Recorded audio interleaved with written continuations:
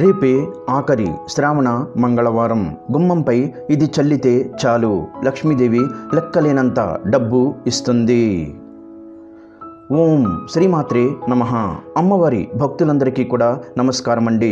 అమ్మవారి ఆశీర్వాదంతో, ఆ తల్లి చల్లని చూపుతో అందరూ కూడా సుఖంగా, సంతోషంగా, అష్టైశ్వర్య, ఆయురారోగ్య, అభివృద్ధితో ఉండాలని మనస్ఫూర్తిగా కోరుకుంటూ నేను ఈరోజు ఈ వీడియోని మొదలు పెడుతున్నాను. శ్రావణ మంగళవారం అమ్మవారికి ప్రీతికరమైన రోజు. గుమ్మంపై ఇది చల్లితే కేవలం 30 నిమిషాల్లో మీ తలరాత మారిపోతుంది, అదృష్టం పడుతుంది. రేపు గుమ్మంపై ఇది చల్లడం వల్ల మీకు ధనపరంగా బాగా కలిసి వస్తుంది. మీ ఇంటికి ఉన్నటువంటి దోషాలు అన్నీ కూడా తొలగిపోతాయి. అలాగే ఈ వీడియో చూసే ముందు ఓం శ్రీ మహాలక్ష్మియై నమః అని ఒక చిన్న కామెంట్ చెయ్యండి. చాలామంది మాకు ఇంటి పరంగా కలిసి రావడం లేదు, మేము ఎన్ని ఇల్లు మారినా మాకు కలిసి రావడం లేదు, మేము ఎన్ని పరిహారాలు చేసినా ఇంట్లో డబ్బు నిలవడం లేదు అని బాధపడిపోతూ ఉంటారు. అయితే మీరు ఏమీ చేయవలసిన పని లేదు. జస్ట్ గుమ్మంపై ఇప్పుడు మనం చెప్పుకోబోయే వాటిని చల్లితే చాలు, మీ ఇంటికి ఉన్న దోషాలు, మీ ఇంటిపై ఉన్న చెడు దృష్టి, ఏడుపులు అన్నీ కూడా పోతాయి. ధనపరంగా, ఆరోగ్యపరంగా కలిసి వస్తుంది. ఇంట్లో అందరూ బాగుంటారు. ఇల్లు బాగుంటేనే కదా మనం బాగుంటాం. ఇంట్లో ఏ చిన్న సమస్య ఉన్నా బయటకు వెళ్ళిపోతాం. మనం మనశ్శాంతిగా ఉండలేము. మాకు ఇంటి పరంగా కలిసి రావాలి, ఇంట్లో ధనం నిలవాలి, మేము ఎప్పుడు డబ్బుకు లోటు లేకుండా ఆనందంగా జీవించాలి, ఇంట్లో గొడవలు జరగకుండా అందరం కలిసి ఉండాలి. పిల్లలు అభివృద్ధి చెందాలి అని కోరుకునేవారు రేపు మంగళవారం రోజున ఖచ్చితంగా ఈ పరిహారం చెయ్యండి. ఇంటి గుమ్మంపై వీటిని చల్లగానే మా జీవితం మారిపోతుందా, మా కష్టాలు పోతాయా అంటే ఖచ్చితంగా పోతాయి. మీరు ఈ పరిహారం క్రమం తప్పకుండా ప్రతి మంగళవారం నిష్టగా చెయ్యండి. అతి తొందరలోనే మీ ఇంటికి పట్టిన దరిద్రం పోతుంది. మీ ఇల్లు చాలా పవిత్రంగా మారుతుంది. దేవతలందరూ కూడా మీ ఇంట్లో కొలువు తీరి ఉంటారు. అంత శక్తివంతమైనది ఈ పరిహారం. ఇంటి ప్రధాన గుమ్మానికి చాలా శక్తి ఉంటుంది. గుమ్మానికి పూజలు చేసినప్పుడు గుమ్మానికి శక్తి వస్తుంది. అలాగే గుమ్మం దగ్గర మనం కొన్ని పరిహారాలు చేస్తే గుమ్మం లోపలికి దేవతలు ప్రవేశిస్తారు. మన ఇంటిపై దేవతల దృష్టి పడుతుంది. దాంతో మన జీవితం మారిపోతుంది. మరి ఇంతకీ రేపు మంగళవారం గుమ్మంపై ఏమి చల్లాలి అనేది ఇప్పుడు మనం ఈ వీడియోలో వివరంగా తెలుసుకుందాం. రేపు మంగళవారం కాబట్టి మీరు ఉదయాన్నే నిద్రలేచి శుచిగా స్నానాది కార్యక్రమాలు ఇవన్నీ కూడా పూర్తి చేసుకోండి. అలాగే మనలో చాలామందికి కూడా జాతకంలో ఎక్కువగా దోషాలు ఉండి అనేక సమస్యలతో ఇబ్బంది పడిపోతూ ఉంటారు. అలాంటి వాళ్ళు స్నానం చేసే నీటిలో కాస్త పసుపు, కళ్ళు ఉప్పు వేసుకొని స్నానం చేస్తే మీకున్న దోషాలు, నరదిష్టి అన్నీ తొలగిపోతాయి. కాబట్టి ఈ చిన్న పని కూడా మీరు చేసుకుంటే చాలా బాగుంటుంది. అలాగే మీరు ఉతికిన బట్టలు శుభ్రమైనవి ధరించాలి. ఏదైనా మాసిపోయినటువంటి బట్టలు కానీ ఇలాంటివి ఏది కూడా మీ ఒంటి మీద లేకుండా ఉతికిన బట్టలు ఉండాలి. నలుపు రంగు బట్టలు మాత్రం వేసుకోకూడదు. మిగిలినవి ఏ రంగు వేసుకున్నా మీకు ఇబ్బంది అయితే లేదు. అలా వేసుకొని మీరు మంగళవారం ప్రత్యేకంగా అమ్మవారికి పూజలు చేసుకోవాలి. రేపు ఆఖరి శ్రావణ మంగళవారం లక్ష్మీదేవిని పూజించడం చాలా శ్రేయస్కరం. ఈ రోజున చేసే పూజ, వ్రతం వల్ల సకల సౌభాగ్యాలు, అష్టైశ్వర్యాలు కలుగుతాయని పండితులు చెబుతున్నారు. పూజ చేసే స్థలాన్ని శుభ్రం చేసి ముగ్గు వేసి అమ్మవారికి తామర పువ్వులు, ఎర్రని పువ్వులు సమర్పిస్తూ లక్ష్మీ అష్టోత్తరం లేదా సహస్రనామావళి చదవండి. ఆవు నెయ్యి దీపాన్ని వెలిగించండి. దీపం లక్ష్మీదేవికి ఎంతో ప్రీతికరమైనది. దీపం వెలిగించేటప్పుడు మీరు ఏం చేస్తారు అంటే ఆ దీపంలో మీరు నెయ్యి పోసి ఒత్తివేసి వెలిగిస్తారు కదా.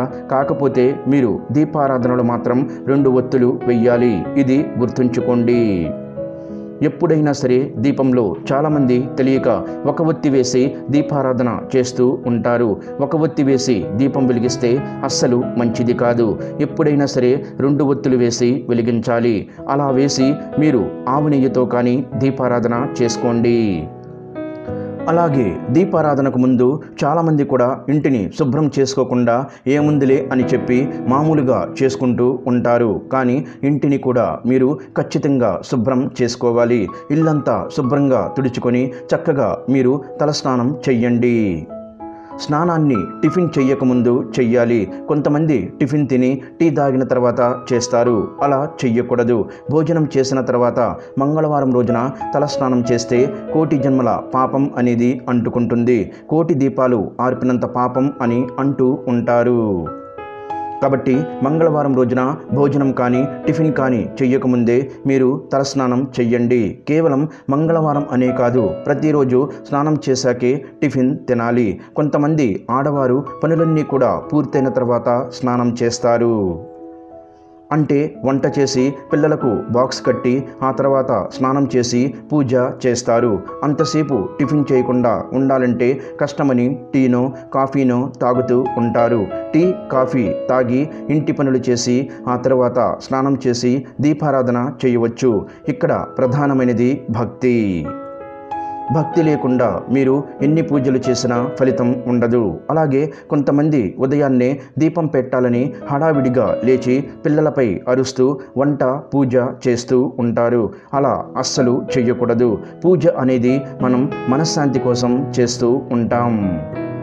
కాబట్టి ముందు ఇంట్లో వారి అందరి పనులు పూర్తి చేసిన తర్వాత ప్రశాంతంగా పూజ చెయ్యండి. పూజ అనేది కేవలం ఆడవారి బాధ్యతే కాదు, భర్త కూడా అప్పుడప్పుడు ఇంట్లో పూజ చెయ్యాలి. దైవ సన్నిధిలో కొంచెం సేపైనా సరే గడపాలి. ఇంటి బాధ్యతలు పూజ అన్నీ కూడా భార్యలపై వదిలేయకుండా భర్తలు కూడా ఇంట్లో పూజ చెయ్యాలి. ముఖ్యంగా మంగళవారం ఇంట్లో మగవారు పూజ చేస్తే చాలా మంచిదని పండితులు చెబుతున్నారు. అలాగే మంగళవారం రోజున దీపారాధన చేసేవాళ్ళు మాంసాహారం తినకూడదు.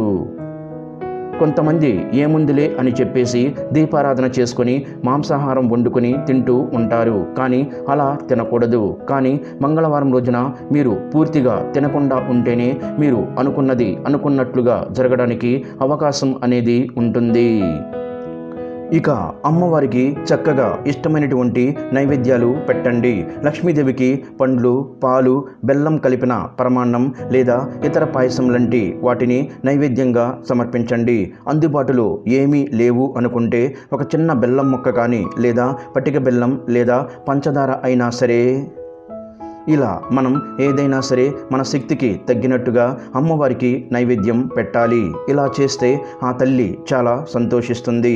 అమ్మవారికి తామరి పువ్వులు, ఎర్రని పువ్వులు సమర్పిస్తూ లక్ష్మీ అష్టోత్తరం లేదా సహస్రనామావళి చదవండి. పూజకు ముందు మీరు ఏ ఉద్దేశంతో పూజ చేస్తున్నారో మనసులో సంకల్పం చెప్పుకోండి. చివరిగా కర్పూరంతో హారతి ఇచ్చి అమ్మవారిని మనస్ఫూర్తిగా ప్రార్థించండి. పూజ పూర్తయ్యాక నైవేద్యంగా సమర్పించిన ప్రసాదాన్ని కుటుంబ సభ్యులకు, బంధువులకు పంచండి. రేపు శ్రావణ చివరి మంగళవారం రోజున ఈ పూజను నియమనిష్టలతో చేయటం వల్ల లక్ష్మీదేవి అనుగ్రహం లభిస్తుంది.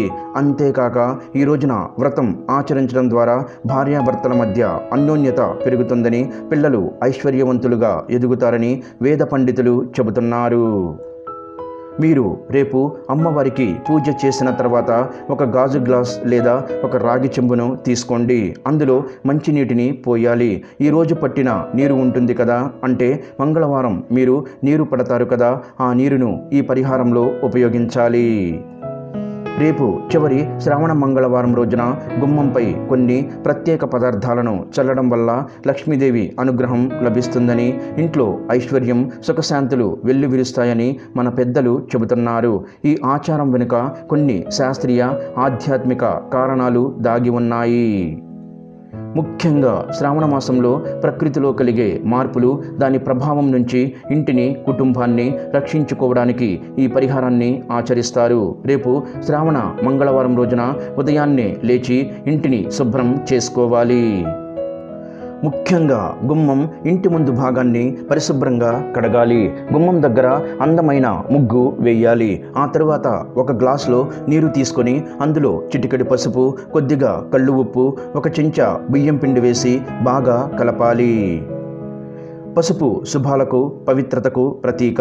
పసుపు లక్ష్మీదేవికి ఎంతో ప్రీతికరమైనది. ఉప్పు ప్రతికూల శక్తిని తొలగించి సానుకూల వాతావరణాన్ని సృష్టించడంలో సహాయపడుతుంది. బియ్యం పిండి శుభాలకు చిహ్నం. ఇది లక్ష్మీదేవిని ఆహ్వానించడానికి ఉపయోగిస్తారు.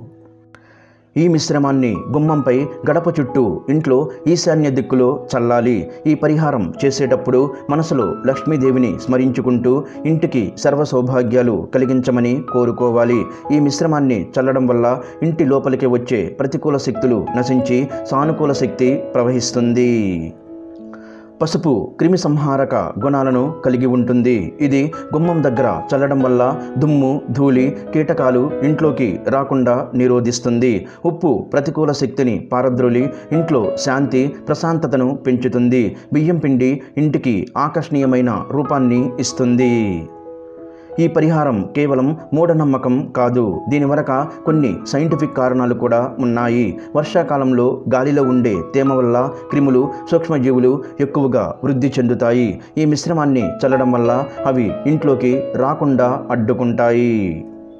అలాగే ఈ నీటిని మీ ఇంట్లో ఉన్న అన్ని గుమ్మాలపై చల్లండి. అంటే కొంతమందికి ఎన్ని రూమ్స్ ఉంటే అన్ని రూమ్స్కి గుమ్మాలను కట్టించుకుంటూ ఉంటారు. అలా మీకు ఎన్ని గుమ్మాలు ఉంటే అన్ని గుమ్మాలపై, తలుపులపై ఈ నీటిని చల్లండి. అలా చల్లడం వల్ల మీ ఇల్లంతా కూడా చాలా పవిత్రమైనటువంటి ఇల్లుగా మారుతుంది. గుర్తుపెట్టుకోండి, ఎంగులు చేసినటువంటి నీరు మాత్రం తీసుకోకూడదు. స్వచ్ఛమైనటువంటి నీటిని తీసుకోవాలి. రేపు మీరు మీ ఇంటి గుమ్మం ముందు ఇది చల్లినట్లయితే మీకు ఉన్నటువంటి కష్టాలు, సమస్యలు, బాధలు అన్నీ కూడా తొలగిపోయి లక్ష్మీదేవి మీ ఇంట్లోకి కోట్ల రూపాయలతో అడుగు పెడుతుంది. అంతేకాకుండా ఆ లక్ష్మీదేవి యొక్క అనుగ్రహం అనేది మీ మీద, మీ ఇంటి మీద, మీ కుటుంబం మీద ఉండి మీకు ఉన్నటువంటి ఎన్నో రకాల సమస్యల నుండి, దరిద్ర బాధలు అన్నీ కూడా తొలగించుకోవడానికి ఈ పరిహారం చక్కగా ఉపయోగపడుతుంది. మనం ఇంటి గుమ్మం ముందు చల్లేటటువంటి ఈ నీటి వల్ల చెడు అంతా కూడా వెళ్ళిపోయి మన ఇంటి లోపలికి మంచి శక్తితో అడుగు పెట్టడానికి అవకాశం అనేది ఉంటుంది. మన ఇంట్లో మనకు తెలియకుండానే ఎన్నో రకాలైనటువంటి నకారాత్మక శక్తులు తిరుగుతూ ఉంటాయి. గుమ్మానికి చాలా శక్తి అనేది ఉంటుంది. అలాగే లక్ష్మీదేవి ప్రవేశించాలన్నా, జ్యేష్ఠాదేవి ప్రవేశించాలన్నా కూడా గుమ్మం ద్వారానే ఇంట్లోకి అడుగు పెట్టాలి. కాబట్టి మన ఇంట్లో ఉన్నటువంటి చెడు నకారాత్మక శక్తులను జ్యేష్ఠాదేవిని బయటకు పంపించేసి లక్ష్మీదేవి మన ఇంటి లోపలికి అడుగు పెట్టాలంటే గుమ్మంపై ఈ నీటిని చల్లండి. ఇది చాలా శక్తివంతమైనటువంటి పరిహారం. ఈ పరిహారం చేసుకున్నట్లయితే మీరు జీవితంలో మంచిగా ఎదగడానికి, బాగా డబ్బు సంపాదించడానికి, అన్నింటికీ మించి మనకు బాగా కలిసి రావడానికి ఈ పరిహారం అనేది చాలా బాగా అద్భుతంగా పనిచేస్తుంది. అలాగే మీకు ఉన్నటువంటి సమస్యలనేవి పూర్తిగా మాయమైపోతాయి. ఈ విధంగా రేపు చివరి శ్రావణ మంగళవారం రోజున ఈ పరిహారం చేయటం వల్ల లక్ష్మీదేవి కటాక్షం లభించి కుటుంబంలో సిరి సంపదలు, సుఖ సంతోషాలు వెల్లివిరుస్తాయని పండితులు చెబుతున్నారు. ఈ చిన్న పరిహారం వల్ల ఇంటికి శాంతి, ప్రశాంతత చేకూరుతుందని చెబుతారు. ఈ పరిహారాన్ని ప్రతి ఒక్కరూ తప్పక ఆచరించి లక్ష్మీ అమ్మవారి అనుగ్రహం పొందండి. ఈ వీడియో గనక మీకు నచ్చినట్లయితే ప్లీజ్ లైక్ చేసి మీ ఫ్రెండ్స్కి షేర్ చేయండి. అలాగే మా కొత్త వీడియోస్ మీకు వెంటనే చేరాలంటే మా ఛానల్ని సబ్స్క్రైబ్ చేసుకొని పక్కనే ఉన్నటువంటి బెల్ ఐకాన్ని ప్రెస్ చేయండి. ధన్యవాదములు. ఈ వీడియోని లైక్ చేసి తర్వాత వీడియోని చూడండి.